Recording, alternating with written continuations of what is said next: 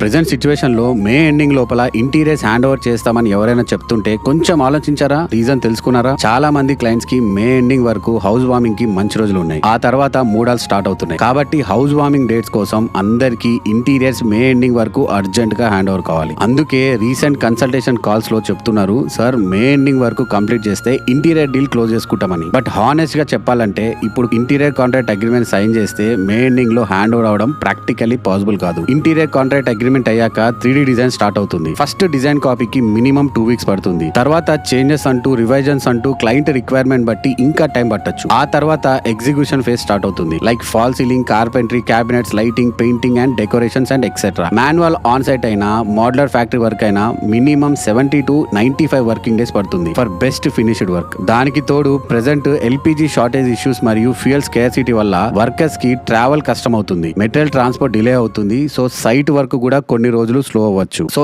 ఎవరైనా May ending లో hand over guarantee అని చెప్తుంటే ప్లీజ్ కేర్ఫుల్ గా ఉండండి. అవి రియలిస్టిక్ టైమ్ లైన్స్ కావు. లాస్ట్ మినిట్ రష్ వల్ల rent pressure, house vacate tension వస్తుంది. మీ ఎక్స్పీరియన్స్ అండ్ హ్యాపీనెస్ స్పాయిల్ అవ్వకుండా ముందే ప్లాన్ చేసుకోండి. This is RB interior rewriting bill space private limited. We promise clarity, not commitments that can be delivered.